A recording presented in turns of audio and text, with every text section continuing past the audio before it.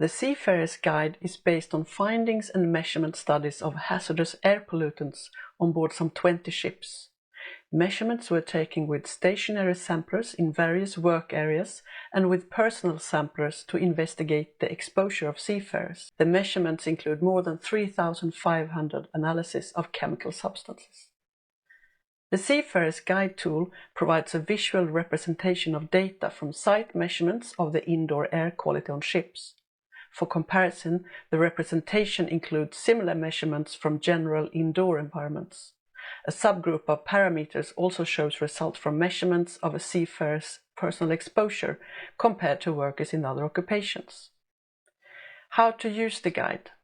Select a desired parameter from the drop-down menu Measured Parameter on the left.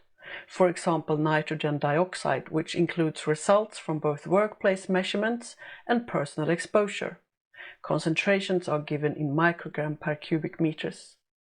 The results are shown in box plots. The center line of the box shows the median value of the measurement. The top and bottom of the box correspond to the 75th and the 25th percentiles, and the lines show the 90th and the 10th percentiles. The points outside the lines are extreme values.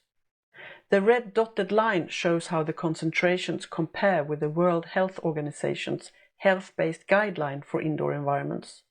For nitrogen dioxide, the guideline value is 25 microgram per cubic meters as a daily average. The occupational exposure level limit values is not included in the graph because it is much higher. In order to be able to compare the levels measured on board, the database also contains data on the levels of these air pollutants measured in homes and offices, as well as for certain other types of occupations, such as for cooks, firefighters, and workers who are exposed to diesel exhaust during their work. If you want to start a new search, you can click Clear Filter.